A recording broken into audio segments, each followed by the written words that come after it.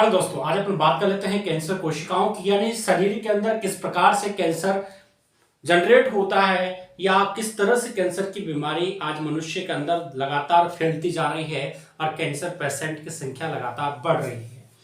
तो इस कैंसर को अपन पूरी डिटेल से आज पढ़ने वाले हैं, तो वीडियो के अंत तक जरूर बने रहें। आज अपन बात कर लेते हैं कैंसर की। तो कैंसर होता क्या है, सबसे बड़ी चीज मैं आपको समझाने वाला हूं कि होता क्या है कैंसर। देखो, सबसे नॉर्मल अगर मैं बात करूं आपको, तो अपने शरीर के अंदर बहुत सारी कोशिकाएं पाई जाती है। जैसे कोई बहुत सारी क्या पाई जाती है, कोशिकाएं पाई जाती है, क्योंकि हर कोई जंतु का शरीर या पादप का शरीर बहुत सारी कोशिकाओं से मिलकर बना होता है। यानी शरीर की सबसे छोटी क्रियात्मक इकाई ही कोशिकाएं मानी जाती है। इन कोशिकाओं से ही आज अपना ये शरीर बना होता है। तो बिलियंस ऑफ सेल्स इस शरीर के अंदर पाई जाती है और ये कोशिकाएं आपस में मिलकर एक शरीर को निर्माण करती है, साथ में उसको फंक्शंस में लाती है, यानी लगातार उससे कार्य करवाती है। तो इन सेल्स का बहुत बड़ा अपने शरीर में रोल है। यानी छोटी छोटी आकार की ये कोशिका ही अपने शरीर को चलाती है। जैसे मान के चलो कि आपके शरीर में कहीं पर कट लग गया। अब कट लगने के बाद में अगर आपके शरीर के अंदर अगर कोशिकाएं ना हो, तो वह कट जिंदगी भर वैसा का वैसा ही रहेगा। तो लेकिन उनकी जगह कौन ले लेता है, नई कोशिकाएं ले लेती है। क्योंकि जो कोशिका जैसे कट यहां पर लगा, तो ये कोशिका क्या हो गई, रप्चर हो गई, यानी ये कोशिका डैमेज हो गई। तो फिर इसकी जगह दूसरी कोशिका इसको क्या कर देगी, कवर कर देगी। और कवर करने के बाद में वो कट धीरे धीरे क्या होने लगता है, सही होने लगता है। तो बहुत सारी कोशिकाओं से मिलकर अपना शरीर बना होता है। और छोटे क्लास में ही अपने को पढ़ा दिया जाता है कि कोशिकाओं से उत्तक बनते हैं, उत्तक से अंग बनते हैं, अंग से तंत्र बनता है, तंत्र से शरीर बनता है। ठीक है, और शरीर से ही लगातार कम्युनिटी बनती है। तो ये चीजें अपने को याद है। लेकिन अब इन कोशिकाओं में कैंसर कैसे पैदा हो गया, ऐसा क्या हो गया कि इनमें कैंसर जैसी महामारी या बीमारी उत्पन्न होने लगी।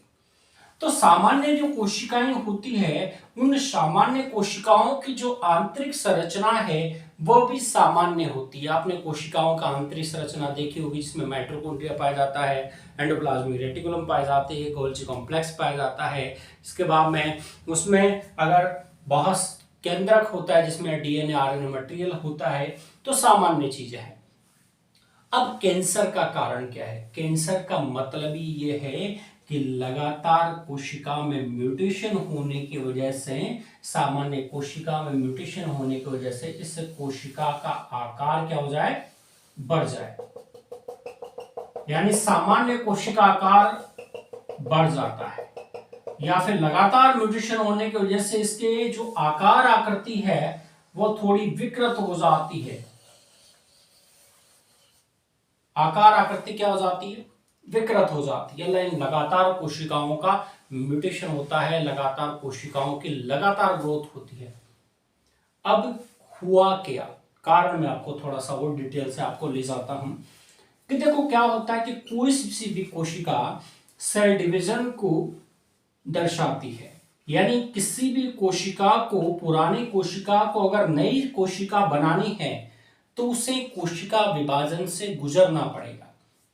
जैसे ये कोशिका है, पुरानी हो गई है, अब इसको नई कोशिका बनानी है तो इसको क्या करना पड़ेगा, सेल डिवीजन से गुजरना पड़ेगा। और सेल डिवीजन से गुजरने के बाद में एक कोशिका दो कोशिकाएं बना पाती है। ठीक है, तो सेल डिवीजन में क्या हुआ, अब सबसे बड़ा जो टॉपिक आता है म्यूटेशन का। तो म्यूटेशन का मतलब ही यहां पर म्यूटेशन से ही कैंसर आता है। यानी सेल्स के अंदर म्यूटेशन हुआ है तब जाकर कैंसर प्रेजेंट हुआ है। यानी कुल मिलाकर बात यह है कि अभी म्यूटेशन आया कहां से। तो म्यूटेशन समझने के लिए अपन ये समझते हैं कि जो इसका सेंट्रल है, यानी जो केंद्रक है, ये केंद्रक में एक डीएनए और आरएनए मटेरियल पाया जाता है। ठीक है, डीएनए और आरएनए पाया जाता है। अब डीएनए सेल डिवीजन के समय अपन को पता है कि डीएनए आरएनए का भी डिवीजन होगा। अब डिवीजन होगा तो अपन ने पढ़ा है भाई ओमनियस सेलुला ई सेलुला, पुरानी कोशिका से ही नई कोशिका का निर्माण होता है। ऐसा तो है नहीं कि नई कोशिकाएं स्वयंभू है जो एकदम से प्रकट हो जाएंगी, नहीं। जहां तक पुरानी कोशिका का डिवीजन नहीं होगा वहां तक नई कोशिका नहीं बन सकती। अब पुराना कोशिका का डिवीजन भी तब होगा जब इसमें रेप्लिकेशन होगा और नए पुराने डीएनए से नए डीएनए का निर्माण होगा या पुराने आरएनए से नए आरएनए का निर्माण होगा, तभी सेल डिवीजन हो सकता है। क्योंकि क्रोमोसोम्स का भी तो नंबरिंग जाएगी, सामने वाले सेल्स अगर यहाँ पर डायरेक्ट साइटोप्लाज्म भी चला जाए, इसमें अगर केंद्रक ना जाए, केंद्रक के अंदर जो मटेरियल है आनुवांशिक जो पदार्थ है अगर वो नहीं जाए तो इस कोशिका की मृत्यु हो जाएगी, ये कोशिका जीवित रहेगी नहीं। तो आनुवांशिक पदार्थ जाना भी तो जरूरी है, यानी डीएनए आरएनए जाना जरूरी है। तो इसका मतलब इसके अंदर भी क्या होगा, अब एक चीज मैं बताऊं कि आपको अगर यहां से अगर डीएनए आरएनए भी अगर मैं बीच में से तोड़कर, जैसे इसके अंदर इतना बेस पेयर का डीएनए है, अगर इसको मैं दो भागों में तोड़कर यहां पर इसको एक को तो इसमें ट्रांसफर कर दूं और दूसरे को इसमें ट्रांसफर कर दूं, तब क्या प्रोसेस आगे चल जाएगा?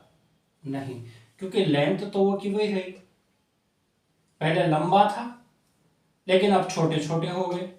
अब अगर आगे ये कोशिकाएं भी अगर डिवीजन करेगी तो इनमें और छोटे हो जाएंगी। इसका मतलब क्या होगा, डीएनए आरएनए की लंबाई में लगातार क्या आ जाएगी, कमी आ जाएगी। और एक सिचुएशन ऐसी आ गई कि डीएनए आरएनए बचेंगे नहीं, ये तो गलत है। इसका मतलब जीवित नहीं रह सकता कोई भी जीव। तो कहीं ना कहीं यहां पर क्या करता है कि जो डीएनए आरएनए है इसमें रेप्लिकेशन होता है, और रेप्लिकेशन जैसे ही होता है तो इस रेप्लिकेशन में क्या होता है कि जो पॉलीमरेज है यहां पर जो नाइट्रोजन बेस है, इन नाइट्रोजन बेस को इनकॉर्पोरेट करके जाते हैं। ठीक है, तो नाइट्रोजन बेस को यहां पर प्राइमर अटैच होता है, प्राइमर का बाद में यहां पर एमआरएनए का फॉर्मेशन होता है, यानी मैसेंजर आरएनए। यानी एक डीएनए है उसमें प्राइमर अटैच होता है, सबसे पहले एमआरएनए का निर्माण होता है और एमआरएनए मैसेंजर आरएनए के रूप में बनता है, और उसके बाद में एक नया टेम्पलेट यानी नई संरचना, नए डीएनए या नए आरएनए का निर्माण हो जाता है। तो इस तरह से यहां पर नंबरिंग होती है। लेकिन सबसे इंपॉर्टेंट पॉइंट यहां पर ही आता है कि जब रेप्लिकेशन हो रहा है किसी भी कोशिका के अंदर, यानी वो डिवीजन फेज में है और डिवीजन फेज में उसको रेप्लिकेशन से प्रोसेस को फॉलो करना पड़ रहा है, इस रेप्लिकेशन में क्या हो जाता है कि जैसे कोई मशीन में गड़बड़ी आ जाती ना, जैसे आपके घर में कोई मशीन हो, जैसे जेरोक्स मशीन है, एक एग्जांपल दे रहा हूं आपको मैं, जैसे जेरोक्स मशीन है। अब उस जेरोक्स मशीन में क्या हो जाता है कि कभी कभार क्या हो जाती है, थोड़ी मिस्टेक आ जाती है। तो जहां पर एक पेज अपन निकालने वाले थे जेरोक्स का, वहां पर उसमें लगातार 5-6 पेज एक साथ जेरोक्स होकर निकल जाते हैं, निकलते हैं। हमने कमांड डाला था कि सिर्फ मुझे एक पेज निकालना है, मैंने कमांड दबा दिया कि भाई मेरे को सिर्फ एक पेज निकालना है। लेकिन अब जेरोक्स मशीन में क्या आ गया, एरर आ गया। एरर आने के बाद में उसने धड़ल्ले से मुझे 10 कॉपी सेम टू सेम निकाल कर दे दी। सेम टू सेम ये कॉपी मुझे कितनी मिल गई, 10। इसमें फॉल्ट किसका है, जेरोक्स मशीन का। लेकिन उसमें जेरोक्स मशीन का फॉल्ट नहीं है, उसका जो कमांड है उसको कहीं ना कहीं वह कमांड मिसमैच हो गया। तो वैसे ही जो डीएनए होता है, इसमें डीएनए में जो नया कमांड देने वाला है, यानी डीएनए को, नए डीएनए को बनाने वाला कौन है, पॉलीमरेज। अब पॉलीमरेज फर्स्ट से लेकर 5th तक पॉलीमरेज होते हैं। सबसे ज्यादा काम आने वाला जो पॉलीमरेज है वो पॉलीमरेज 3rd है, क्योंकि इसके अंदर एक्स्ट्रा सब यूनिट पाई जाती है। तो इस कारण से सबसे ज्यादा जो रेप्लिकेशन में पार्टिसिपेट करता है पॉलीमरेज 3rd करता है। अब यहां पर इस पॉलीमरेज से क्या हो जाती, गलती हो जाती है। यानी नाइट्रोजन, जैसे एडेनिन के सामने हमेशा अपने को याद है कि एडेनिन के सामने हमेशा थाइमिन आता है डबल बॉन्ड के साथ, थाइमिन के सामने हमेशा एडेनिन आता है डबल बॉन्ड के साथ। ठीक है, अगर आरएनए होगा तो थाइमिन की जगह यूरेसिल आएगा। ठीक है, लेकिन अपन डीएनए की बात करें तो यहाँ पर थाइमिन आएगा। अब ग्वानिन के साथ ट्रिपल बॉन्ड से हमेशा साइटोसिन आता है और साइटोसिन के साथ हमेशा ग्वानिन आता है। लेकिन कभी कभार इस डीएनए से क्या हो जाती है, गलती हो जाती है, सॉरी पॉलीमरेज से क्या हो जाती है, गलती हो जाती है, और गलती के कारण ये क्या कर देता है, यहां पर थायमिन चिपका दिया। आना क्या चाहिए था यहां पर, साइटोसिन, लेकिन चिपक क्या गया, थायमिन। गलती हो गई उससे, और गलती होकर उसने भी ध्यान नहीं दिया कि भाई गलती हो गई मेरे से, और उसने आगे जाकर वापस ग्वानिन चिपका दिया। अब अपने को ये पता है कि जो एंटीपैरेलल यानी जो एक दूसरे के सम्मुख है, यानी जो एक दूसरे के जाति के बंधु है, वो तो आपस में बॉन्ड बना लेंगे, लेकिन यहां पर ग्वानिन और थायमिन के बीच में बॉन्ड नहीं बनेगा, क्योंकि एक ही बारात के नहीं है, सॉरी एक ही जाति के नहीं है। अब जाति के नहीं है तो इन दोनों के बीच में क्या रहेगी, लड़ाई रहेगी। अब लड़ाई रहेगी तो यहां पर अगर पॉलीमरेज को पता चल गया कि मैंने इसमें मिसमैचिंग की है, यानी कहीं ना कहीं मुझसे गलती हुई है, तो वापस से इस पॉलीमरेज को वापस क्या होगा, ये पॉलीमरेज आएगा और इसको एक बार चेक करेगा। पॉलीमरेज की टेंडेंसी होती है कि एक बार उसको चेक करता है, पूरे डीएनए को वापस से रीड किया जाता है और उसको मिसमैचिंग को सही किया जाता है। हर पॉलीमरेज, वो पॉलीमरेज का काम है कि मैंने जो नाइट्रोजन बेस लगाए हैं उनको मुझे एक बार रीड करना है, वापस चेक करना है, तो चेक भी करता है। लेकिन दोबारा चेक करने के बाद भी अगर ये गलती रह जाती है और ये सही नहीं होती है, तो एक नाइट्रोजन बेस की या फिर कभी कभार 5-6 नाइट्रोजन बेस की गलती हो जाती। गलती क्यों हो जाती है, पॉलीमरेज के अच्छे से वर्क नहीं करने की वजह से। अब पॉलीमरेज का अच्छे से वर्क कैसे, उसका वर्क डिस्टर्ब हो गया भैया, वो तो एक्यूरेट वर्क कर रहा है, लेकिन अचानक से उसका वर्क कैसे डिस्टर्ब हो गया, उसका वर्क डिस्टर्ब हो जाता है रेडिएशन की वजह से। रेडिएशन का मतलब समझ सकते हो आप कि आप ये समझ सकते हो कि जैसे मान के चलो कि रेडिएशन का, तो यहां पर जो रेडिएशन है उस रेडिएशन के कारण क्या हो जाता है, जैसे मान कर चलो कि जब बच्चा गर्भ अवस्था में होता है, तो वहां पर जब बच्चे पेट के अंदर होते हैं, उनका जब डेवलपमेंट होता है, तो भ्रूणावस्था में जब बच्चे का शरीर के अंग बन रहे होते हैं, तो वहां पर क्या हो जाता है कि रेडिएशन की वजह से उनके जो पॉलीमरेज होते हैं उनमें विकृतियां आ जाती है, और विकृतियां आने के बाद में उनमें क्या हो जाता है, कभी कभार क्या हो जाता है 4 उंगली की जगह 5 उंगली आ जाती है, 5 उंगली की जगह 6 उंगलियां आ जाती है, या कभी कभार जो कान होते हैं वो बड़े आ जाते हैं। ठीक है, तो ये चीजें कब होती है कि कहीं ना कहीं रेडिएशन की वजह से होती है। तो यहां पर क्या है कि आज क्या है, रेडिएशन ज्यादा बढ़ता जा रहा है, फूड हैबिट इतनी चेंज हो चुकी है कि लोग बाइक के अंदर तो बाइक के इंजन को खराब नहीं करना चाहते, कार के इंजन को खराब नहीं करना चाहते, लेकिन अपने इंजन में क्या डाल रहे हैं वो भूल जाते हैं।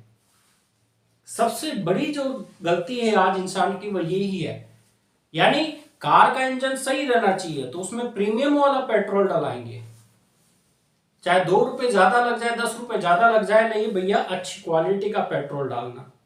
तो वहां पर 2-5 रुपए 10 रुपए नहीं देखते। लेकिन ये शरीर जो चल रहा है, इस शरीर का जो इंजन है, इसमें कुछ भी डाल रहे हैं, अपन घासलेट भी डाल रहे हैं, अपन जो मिल जाए वही डाल रहे हैं, पेट्रोल तो छोड़ो, अपन जो मिल रहा है जो ही डाल रहे हैं, ये भी नहीं सोच रहे कि अपना शरीर खराब होगा। तो बीमारियां कहां से आई, बीमारियां या तो फूड से जाती है या फिर कहीं ना कहीं रेडिएशन से जाती है। ठीक है, तो 2 ही चीजें हैं, या तो फूड आपका डाइट अच्छी नहीं है, या फिर डाइट अच्छी नहीं होगी तो आपका जो बॉडी है वह कहीं ना कहीं डैमेज होगी। और डैमेज क्यों होगी, क्योंकि आपका जो सिस्टम है वो प्रॉपर वर्क नहीं कर रहा। अब प्रॉपर वर्क नहीं कर रहा तो आपको बहुत सारी बीमारियां होगी। हर बीमारी का कारण ही यही है कि आज अपन बहुत ही ज्यादा मतलब क्या हो चुके हैं कि एक पूरी तरह से अपने ऊपर ध्यान देना अपन ने छोड़ दिया है। तो कहीं ना कहीं मुझे अवेयरनेस रखनी पड़ेगी। तो यहां पर क्या हो जाता है, जो म्यूटेशन होते हैं, इन म्यूटेशन के कारण ही, क्योंकि यहां म्यूटेशन होना पक्का है, क्योंकि यहां पर जो नाइट्रोजन बेस है वो एक दूसरे के एंटी पैरेलल है। अब यहां पर बॉन्डिंग नहीं बनेगी, जब बॉन्ड नहीं बनेगा तो यहां पर जो नाइट्रोजन क्षारक है वो क्या हो जाएंगे, बाहर फ्लिप हो जाएंगे।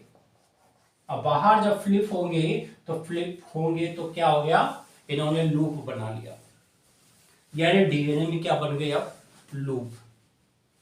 जब डीएनए में लूप बन जाएंगे, अब ये जब नई संतति में जाएंगे या फिर उस कोशिका के अंदर जिसके अंदर ये लूप उपस्थित है, जब वह सेल्स वापस से डिवीजन फेज में जाएगी तो वो भी तो आगे जाकर यही बनाएगी। जब आगे जाकर लगातार 2-4 कोशिकाएं ये बनाने लग जाएगी, यानी कहीं ना कहीं मिसमैचिंग उनमें हो जाएगी, तो फिर वहां क्या होगा, म्यूटेशन होगा। और म्यूटेशन होने की वजह से लगातार बहुत सारी सेल्स का फॉर्मेशन स्टार्ट हो जाता है, यानी सेल डिवीजन की जो सामान्य जो प्रोसेस है अब वो बदल कर लगातार डिवीजन फेज में जाती है। और लगातार डिवीजन जब उनका होगा तो बहुत सारी सेल्स इकट्ठा हो जाएगी।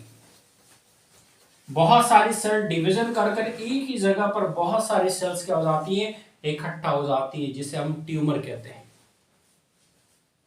गांठ कहते हैं। जिसे कहते हैं ना कि शरीर में गांठें पड़ गई, अरे सिर में गांठ है, हाथों में गांठ है, ठीक है, पैरों में गांठ हो गई। तो ये जो गांठें हैं, ये गांठें ही कैंसर है। तो बनी कैसे ये, बहुत सारी कोशिकाओं के लगातार अनियंत्रित विभाजन के कारण। और जब अनियंत्रित विभाजन होगा तो ये गांठ बाद में कैंसर में बदल जाती है। अब गांठें भी दो तरह की होती है।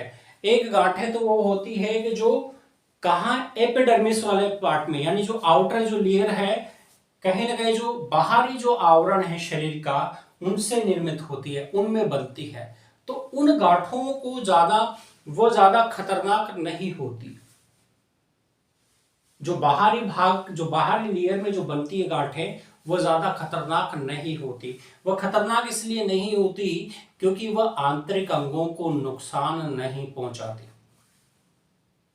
इस कारण से मनुष्य की वहां पर मृत्यु होने के चांस बहुत कम हो जाते हैं।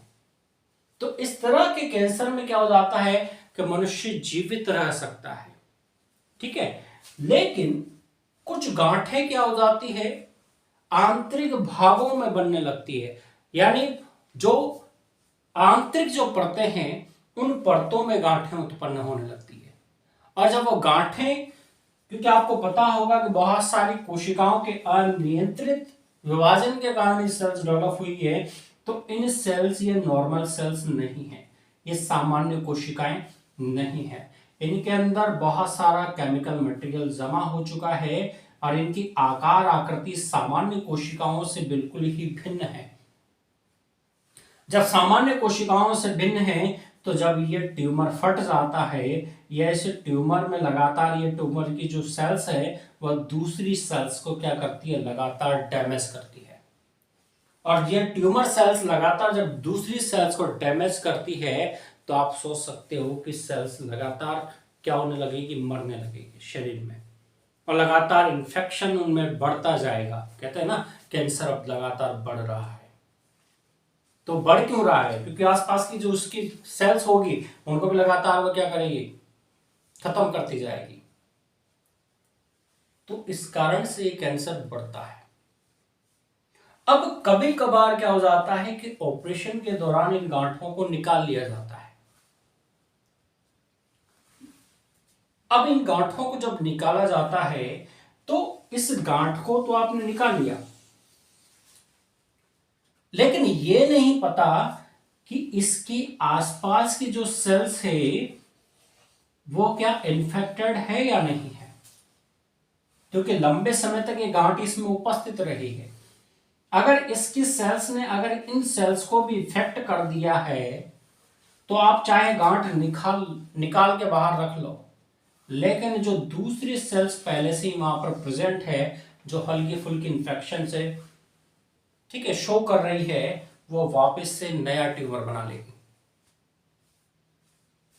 यानी ऑपरेशन के बाद में, वो से कहते हैं ना कि ऑपरेशन के बाद में गांठ तो निकाल दी थी लेकिन वापस से उसके तो अचानक ही वापस से तबीयत खराब हो गई, वापस गांठ बन गई, वापस ही हो गया, वह इस कारण से होता है। तो कहीं ना कहीं ये जो ट्यूमर है इनको स्टार्टिंग फॉर्म में ही रोकना जरूरी हो जाता है। अगर आपको लग रहा है कि आपके शरीर में अगर कोई गांठें बन रही है, आपको थोड़ा सा बेचैनी महसूस हो, थोड़ा सा वीकनेस लगती है, थोड़ा सा कुछ आपको लगता है कि मेरे शरीर में हल्की हल्की गांठें बन रही है, तो एक बार जरूर चेक करो, क्योंकि स्टार्टिंग फॉर्म में इनका इलाज संभव है, लेकिन बाद में ये बहुत प्रॉब्लम कर सकती है। तो ये तो पूरा जो आपको कैंसर का मैंने सारा प्रोसेसिंग बताया, किस तरह से कैंसर सेल डेवलप होती है, इस तरह से। अगर टाइप ऑफ कैंसर की बात करो तो कैंसर के 4 टाइप है। अगर यहां पर मैं बात करूं आगे की, तो बहुत सारी चीजें यहां पर ये देखने को मिलती है कि जो सेल्स है वो लगातार क्या